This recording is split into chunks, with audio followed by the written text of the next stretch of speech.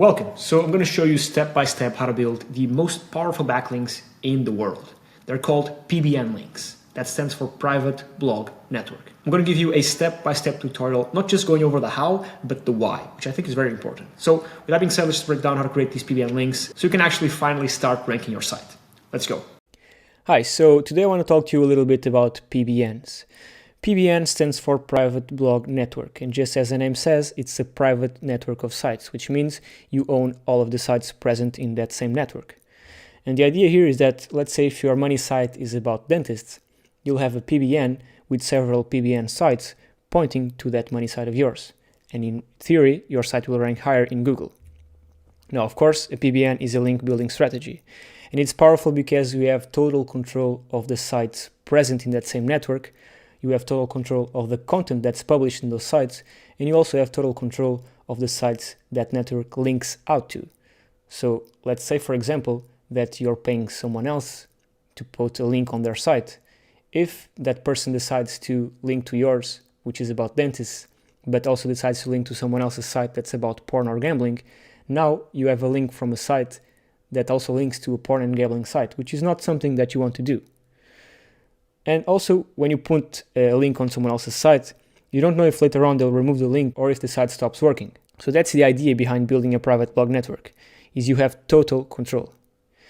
And of course, building a PBN may be more expensive than paying someone else to put one link on their website, but in the long run, it's totally worth it. And I'll explain to you why in a bit. So again, why should you have your own PBN? The answer is control.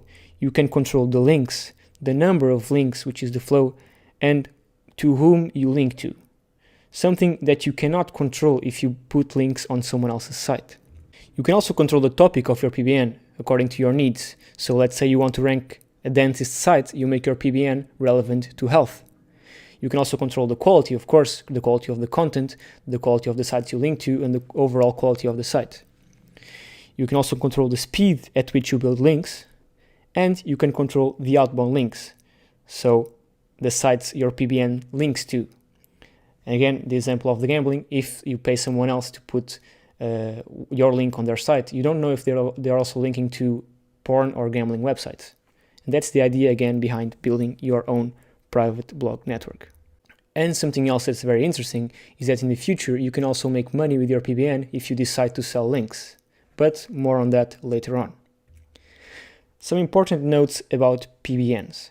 So contrary to many people's belief, PBNs continue and will continue to be effective to rank websites. Of course, you need to be careful about some things that we'll discuss later on while we're building our PBN, but the idea is that you need to build a PBN that looks like a real site. So previously, people used to build PBNs that flat out just looked like PBNs, and Google would immediately detect them and penalize them and the sites they link out to. And to finish off this video, let me just tell you what are the major benefits of owning a PBN. One of the most important benefits of building your own network is that you have complete control over every aspect of your SEO, which is something you don't get when you're paying for links or when you're building links, for example, foundation links on platforms like YouTube, Vimeo, SlideShare, etc. You're dependent on these platforms and what they decide to do. Then, the website topic. You can theme your site whatever you'd like. So if you only work with dentists, it would make sense to theme your PBN network around the health niche. But if you're working with a more broader niche, you can theme your PBN around a site like BuzzFeed, for example, where you have tons of articles around different topics. And then we have quality. So most websites have terrible design. And because you own your network, you have the possibility to make it look as nice as you can. The next one is outbound links. You can choose how many outbound links each site or each page will have. Less outbound links means more link juice, of course. So the less times you link from your PBN to other sites, the more powerful those individual links will be. And in the next videos, I'll be explaining that in a bit more of detail. Then you have link building speed, which means you can control the velocity at which you build links. After that, you have homepage links, and no other strategy allows you to get homepage links, which are the most powerful ones. So homepage links are way more powerful than inner page links. Then you have the possibility to get links instantaneously. So you don't have to be negotiating with bloggers back and forth or buying links and waiting for the guy to publish the article, etc. You can just get a link instantaneously. The PBN is also very easy to manage, so you won't spend much time on maintenance. And like I said before, more money. So you'll be able in the future, if you want, of course, to sell links on your network to other people doing SEO or to other clients. What I want you to retain here is that when you're building a PBN network, if you choose to do so, because you don't need to, I recommend you do so, but you can always purchase links from other people's PBN networks.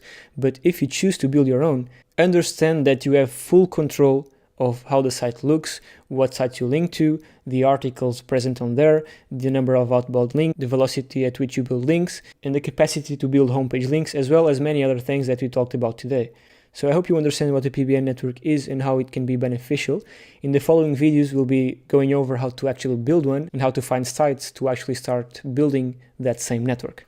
So that being said, I'll see you in the next video. Okay, so in this video, I want to show you the actual steps in order to build a quality PBN.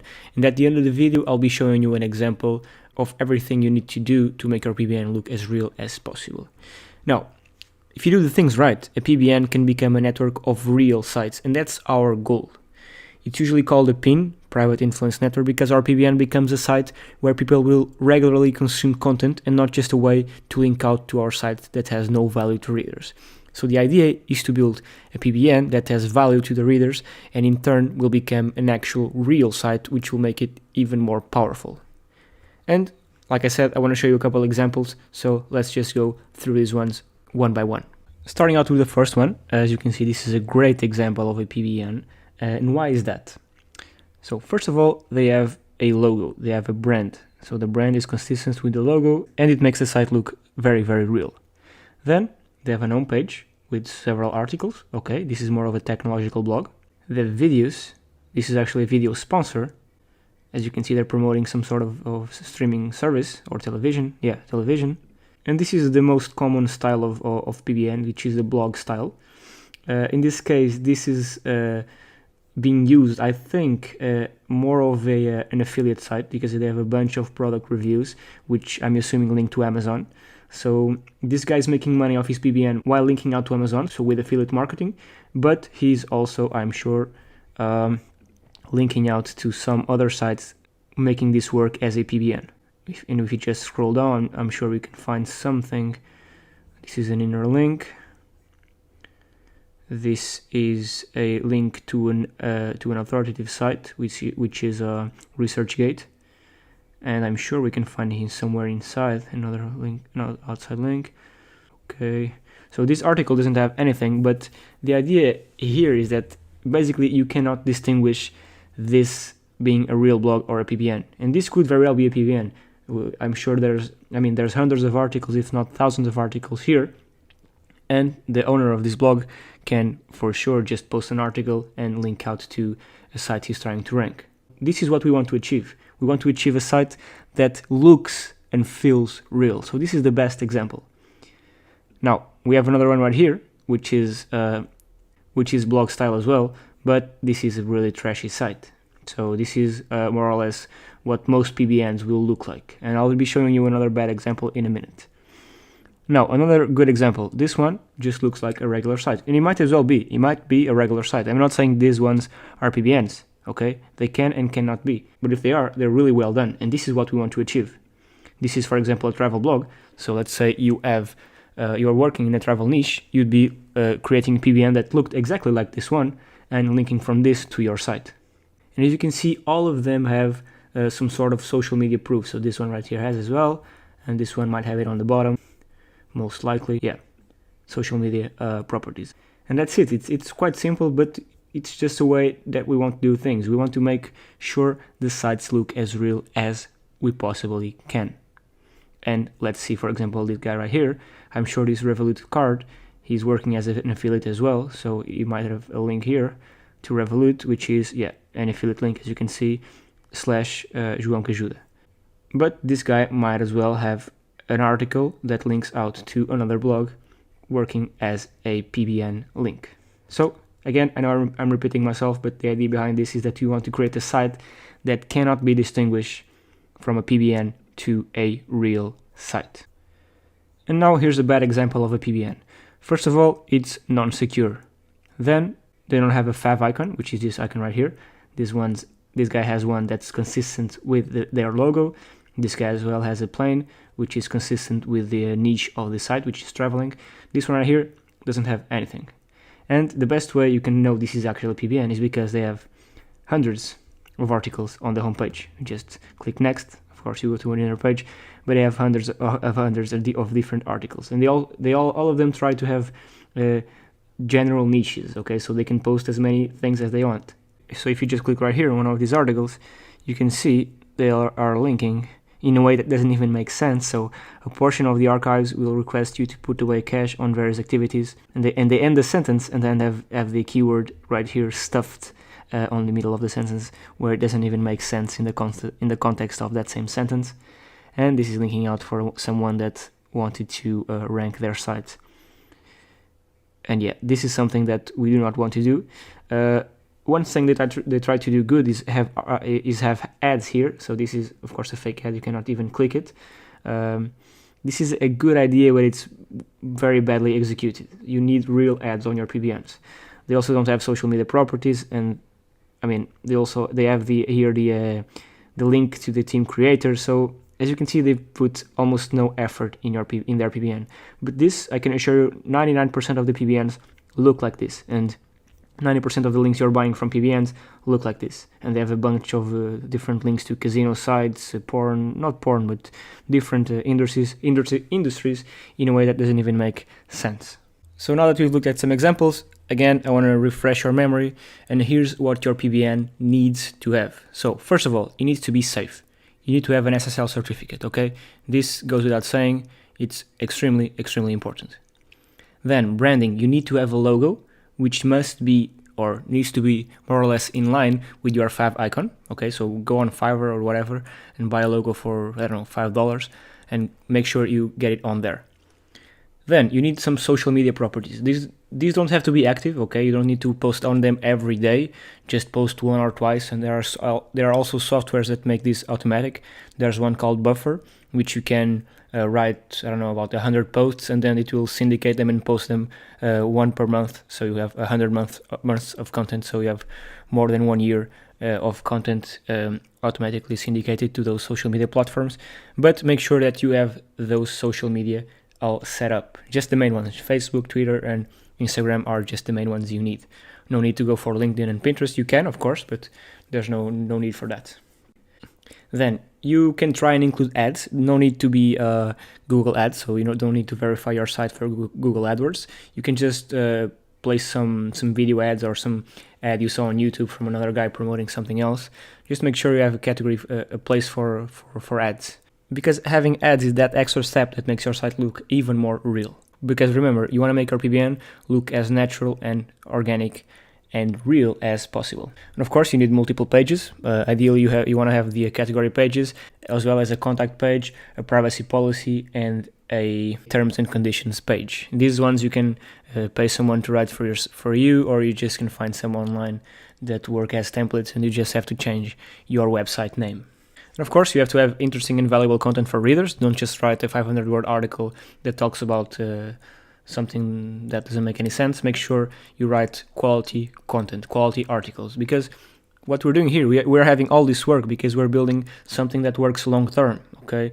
Something that 10 years from now will still be working. And something that is extremely valuable, because if someday you want to sell links on your site, if your site looks like this, you can charge a premium for those same links. And these are all small factors, but if you add them all up, this is what makes a site look real. And this is what we want to achieve.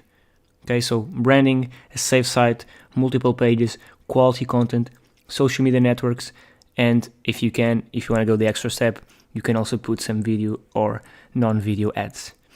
I hope this video made sense, and from now on, when you go out and create your PBN sites, you don't just create them with a default theme and looking like the ones we saw previously. You need your PBNs to look like a real site, because again, you are doing this for the long term. You are building an asset that will be available today, tomorrow, and the years to come.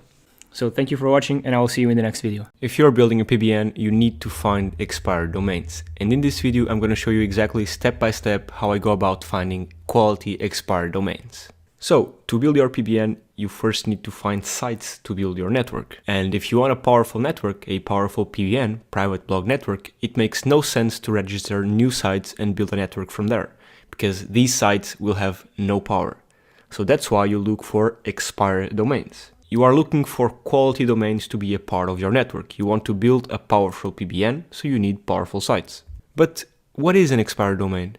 So domains, any website's domain, has to be renewed at least every year. And domains that used to have websites and that the owner of the site stopped paying for the renewal of that domain are considered expired. And our goal is to search for these expired domains, register them, renew them, and add them to our PBN.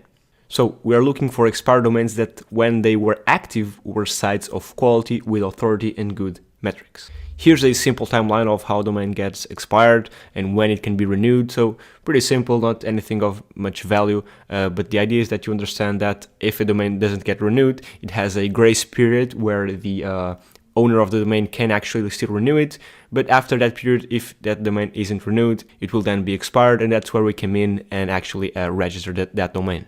Now, it's important to understand that not every expired domain has potential, and most expired domains won't be of interest to us. There's a lot of trash out there, but there's some diamonds in the rough, and that's what we're looking for. Now, here's an example. Say there was this Google conference back in 2014 where everyone was talking about it. So Forbes was talking about it, Wall Street Journal was talking about it, Huffington Post was talking about it. So it was this big conference back in 2014 that was super popular. Everybody wanted to go. A bunch of cool stuff happening, and all these trustworthy websites you see here on the screen, so BuzzFeed, Yahoo, Inc.com, so all these were linking out to that website and promoting it and saying, this will be the next big thing, everyone should go to this conference, go to this link to join this conference. So, and after 2014, that domain is now worthless because the conference happened, it won't happen again, so it's in the past, but the domain is still there. The domain that all these powerful websites are linking to is still there. And that's an example of a super powerful domain that has links from all these sites. That's how these powerful expired domains are created. It's when something like this happens. Of course, I give you an example of a Google conference, but there's a bunch of things that can happen. Say a lawyer's conference in Texas, and everyone in that area is linking to it. So governmental sites, so golf sites, university sites linking out to all that domain. So there's a bunch of different things that can happen in order to create these powerful domains. And this is just an example of what one of those things can be. And this is exactly the type of domains we're looking for. These powerful expired domains with links from a bunch of authoritative sites pointing to that specific domain. Now, here are the requirements and the requirements I follow to find quality expired domains. And this won't be just theory. I'll go over a tool, the exact tool I use to find these domains. But first we need to go over the exact steps in order to know how to use the tool. So first one is the language of the site. I'd say English if it is your local language. For example, if you're trying to build a location-based PBN, for example, here in Portugal, I've built a Portuguese PBN. So the sites I was finding were in Portuguese. So this will depend on what you're doing and if you're building a language-specific network or not. But if you are, make sure to choose your language, of course. So that's the first one. Then, domain extensions. People get a bit caught up in these, but these won't really matter as long as the sites are in your language. So if you want to build an English PBN, you can have domain extensions .com, .net, .org, .pt, .br, .es, so Spanish extensions. You can have any extension you want as long as the content on there is in your language, is in this example in English.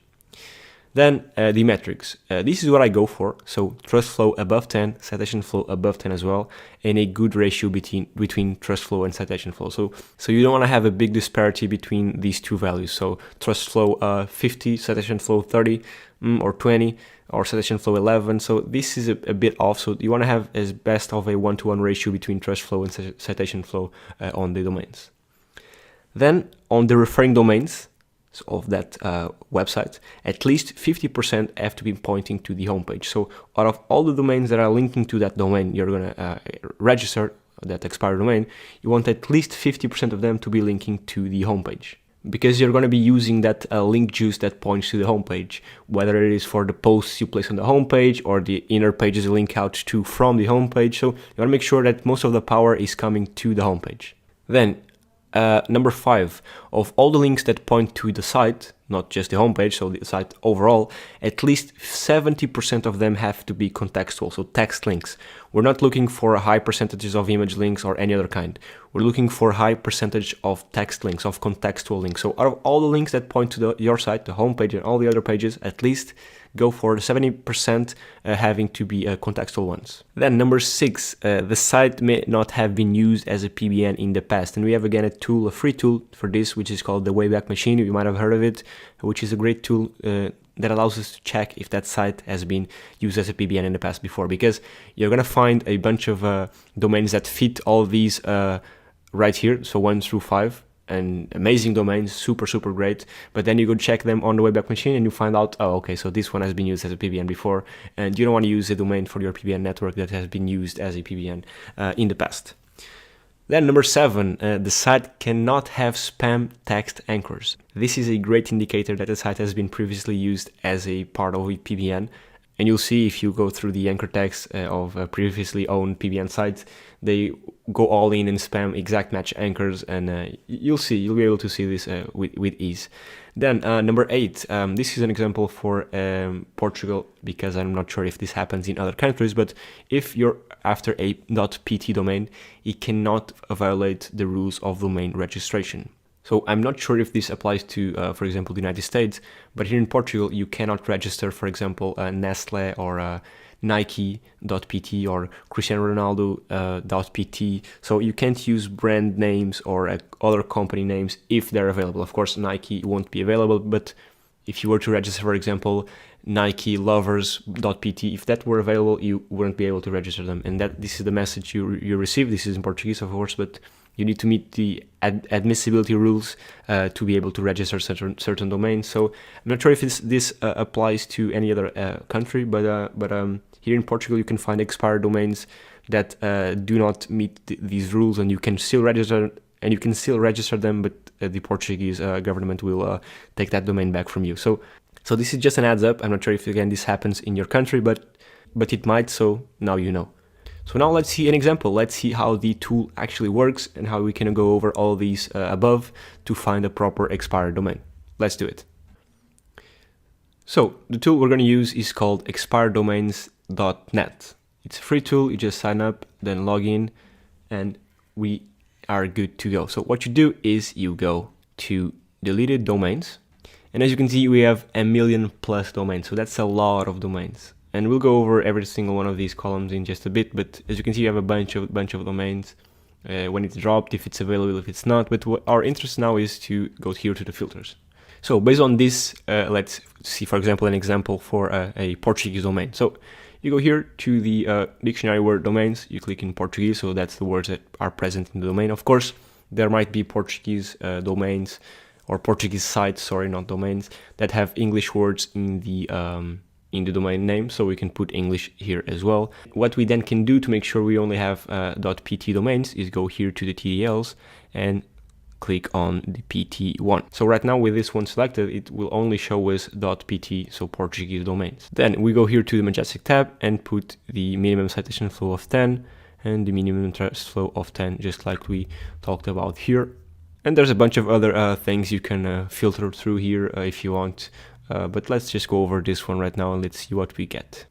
So no domains at all. Okay, let me just go over the filter again, maybe remove these two right here so we can have different language words in our domain. So, okay, and now out of 1,000 domains, we were left, sorry, out of 2 million plus domains, we were left with about 7. So now it begins. The next step, so we've gone through all these 3, we need to be able to check if of the referring domains, at least 50% of them point to the homepage, and if at least 70% of all the links pointing to the domains are contextual text links. And to do this, I recommend you use a tool called Ahrefs, that's Ahrefs. But if you don't want to pay $99 a month, here's a way to sort of do this for free. You use this one called Ubersuggest from Neil Patel. And what you do is you paste in here your domain. So in this case, this one right here. Okay. And this tool doesn't tell you as much info as Ahrefs does, but it's a start and it's free. So it tells you the number of referring domains, number of backlinks. And if you scroll down here, you can see all the links pointing to this site. What you do is you export this as a CSV and you'll be given a file just like this. So as you can see, the source page title, source URL, target URL, DA, PA, anchor text. Okay, so what you do is sort this by ascending, and then you can see that all these links from these sites are pointing to the homepage. So from here, so all these are homepage, this one's on a homepage. Actually, this might be an image. Yeah, this is an image on a homepage. So all these links up to row 41 are all pointing to the homepage. So the majority, so 50+%, just like we saw here, are pointing to the homepage, as we can see by this. And again, this is a way to do it for free. Ahrefs, you have to pay for it, but Ahrefs gives you all these values by default. You don't have to export anything. You don't have to count these up. So again, this is a way to do it for free. It takes a bit more work, but it's free. So as I was saying, most of them, more than 50%, are pointing to the homepage. So that's a good thing. Now we want to check if out of all the links pointing to the site, at least 70% are contextual links, so no image links. So let us check. If we go up here, we can see that most of these have an anchor text, a contextual anchor text. So most of these are all contextual links. And again, this Ahrefs tells you the exact number and the percentages. Right here, this doesn't. As you can see, this one is an image link. So the target URL is an image. So this source URL, again, this is not working, is linking out to this image, which doesn't have any anchor text. So this is an image link. So that's what we do not want. So if most of the links were to be like this would be a bad example. So again, more than 70% need to be contextual, and again, only 1, 2, 3, 4, 4 here are non-contextual links. So again, we pass 1 through 5 are all checked, and we can confirm as well. Number 3, if we open here Majestic. So again, of course, just flow and citation flow are upwards of 10, just like we put here in the filters on the expireddomains.net website. Going on to the number 6, the Wayback Machine. Let's see if this was previously used as a PBN. So what you do is you take the domain, copy, we go here, and we just paste in the domain. And what this tool allows us to do is see snapshots from what the domain and what the website looked like until, in this case, 2013. So let's just see what it looked like on March 6th, 2016. Let's open one for 2017 as well. And let's open a couple of ones for 2018. And let's do one for 2019 as well. Let us see what happened here. Okay, so this domain, this is in Portuguese, but this means race. So corrida means race. And Jumbo is or was the name of a supermarket here in Portugal. So this is a race that was sponsored by this supermarket. As you can see, this is not the best looking site. Okay, so here we go. So in 2017, this was the site about the race. Okay, looks to be like the official site. No issues with it being a PBN in 2017. Okay, so all the snapshots from 2017 look absolutely great. So this was not priorly used as a PBN site, but I want to check more recent ones. I was not sure why they weren't showing. Sorry about that. Yeah, the green ones mean that there isn't, so it means it's a redirect. So after 2017, there was no actual anything done with and this one is not showing as well. So there was not actually anything done. So the website stopped being used in 2017. So this is a great example. This is a great example of a site that was not used as a PBN. So this so far ticks all the boxes up through here. And for number 7, we have to check if there are any spam anchors. And again, with the things that Ubersuggest gave us, we can see that there's no actual spam anchors. This is just URL anchor. This means here, Jumbo Race, official event place. Again, more URL key anchors, branded anchors with a date. So none, anything spammy, nothing spammy here. 10-kilometer race here. Race Jumbo solo, sign up, Jumbo race. Okay, so yeah, official event place. So there's absolutely zero spam anchors. And again, if you use Ahrefs, you can check this with super easy. Here as well, it's easy, but Ahrefs gives you all these details. So far, this domain checks all the boxes.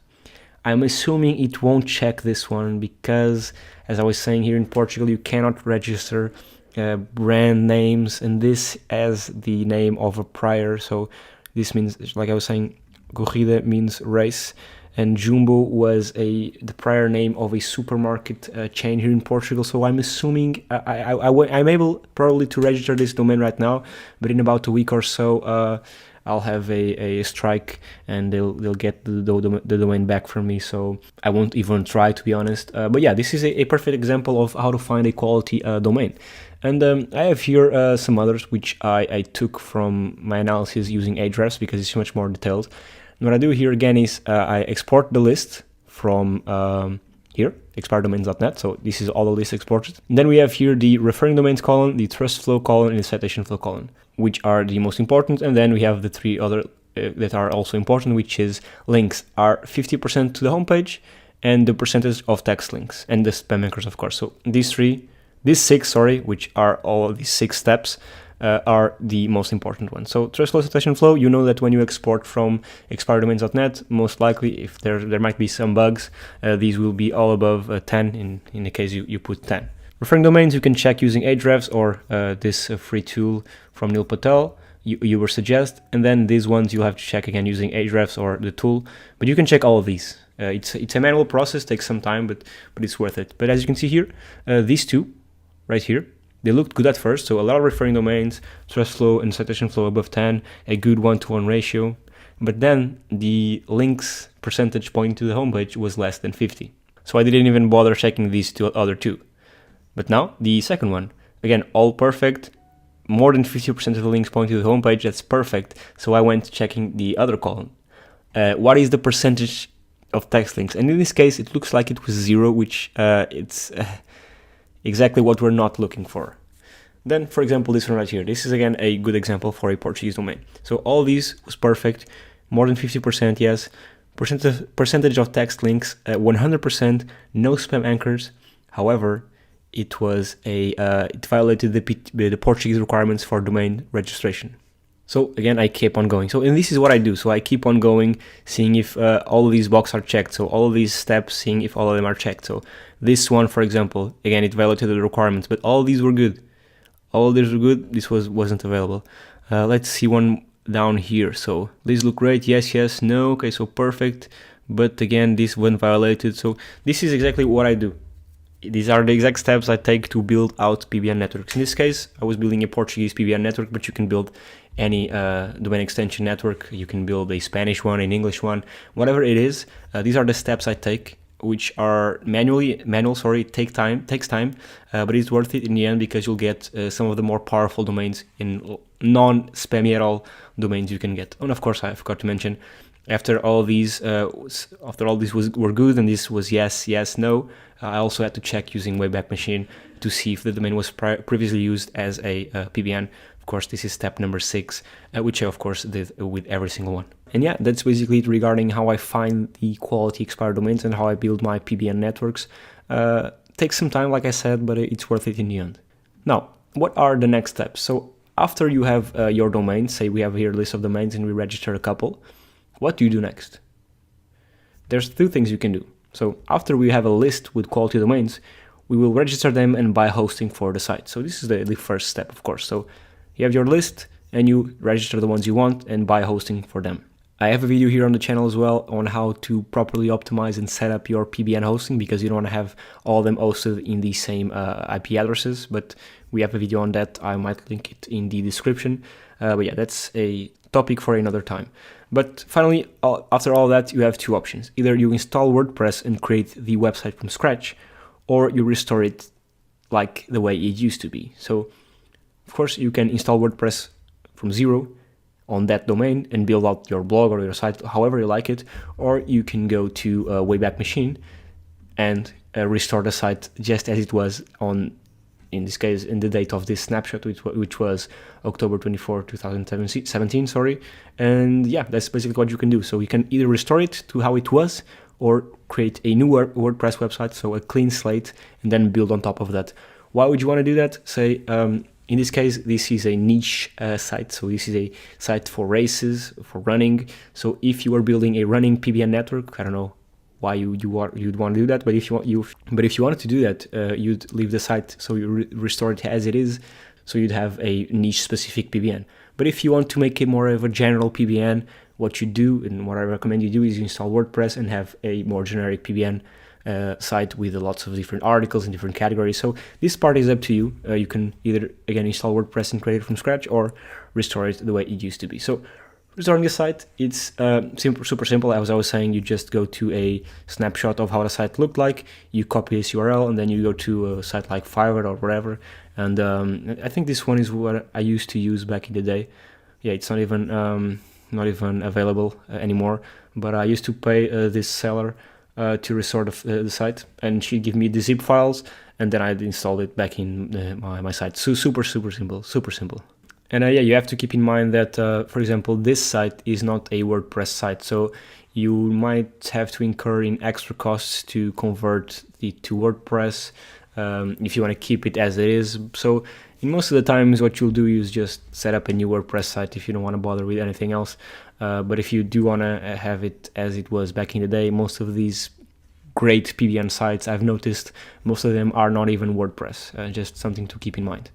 And if you want to install WordPress and build a site from scratch, or if you don't want to pay someone to build it out as it was from a Wayback Machine snapshot, what you do is this is the basic. I think we also have a link, video on how to set up a PBN, but this is the basic: at least 3 articles per site, link to reputable sites, multi-topic articles to links with to keep links relevant if you're working with a multi-niche, one linked site per article, and 3 links per article to a website. This is the basic. So how to set up any basic website. So when we have a video just on this is not really important for now. And that's basically it. There's something that I do want to talk about, which is ranking an expired domain, because you can use expired domains as PBNs, and they're super powerful. If you have a network of them, you can point them virtually at any site and get that site ranked. So PBNs are extremely powerful if done correctly. And niche-specific PBNs and country-specific PBNs are even more powerful, so keep that in mind. But what you can do also is, instead of using these expired domains to grow your PBN network, your private blog network, what you can do is rank those expired domains, because they're much more powerful. So what some people do is they basically register an expired domain and then build their business site on top of that domain. And because that domain has history, has power, has Google trust, has amazing backlinks coming into it, it makes it so it ranks really easy for a ton of keywords.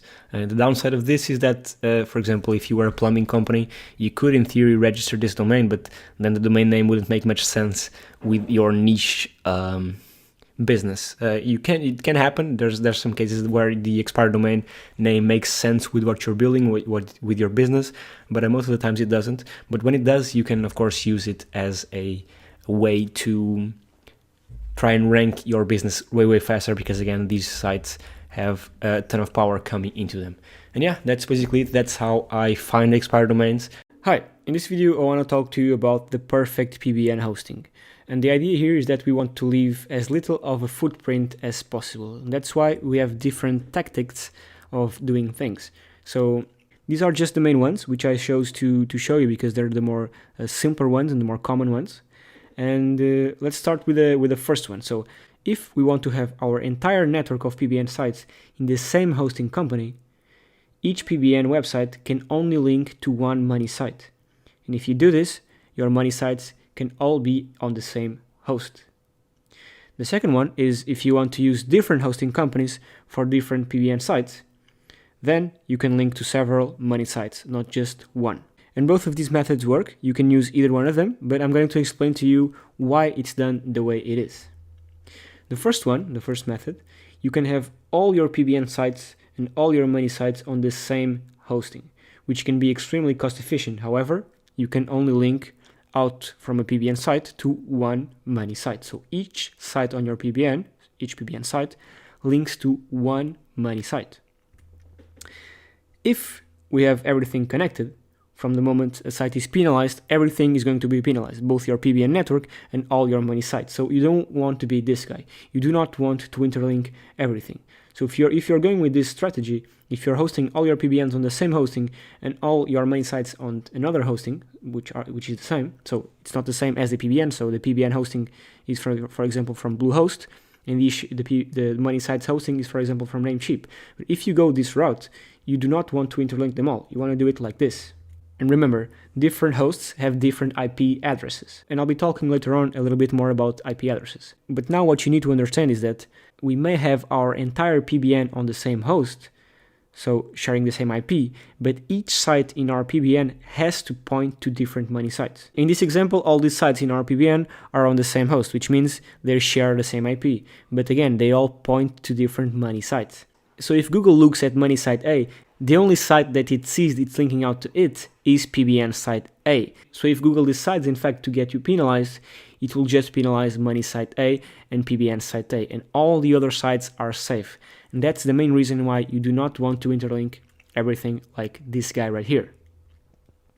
Now there's other ways, this way right here. This way you can link from one site in the PBN to several sites and not just one like in the previous method. For this to be possible, you have to have different PBN sites on different hostings. And then there's other ways, of course. For example, you can have all your PBNs on the same hosting, and then you have money sites, each money site on different hostings. For example, we have one money site on Namecheap, another one on GoDaddy, another one on Bluehost, etc., etc., etc. So the importance of IP diversification is something that you need to understand. Basically, IP addresses are publicly available not only to Google, but also to people like us, like me and you. And Google actively monitors websites hosted on the same IP and their connection pattern. So if you host your websites on the same IP, sooner or later, Google will detect that pattern and will penalize your PBN and all the money sites that it links out to. And I want to ask you something. So what do you think are the chances of 20 sites on the same IP to link to your site?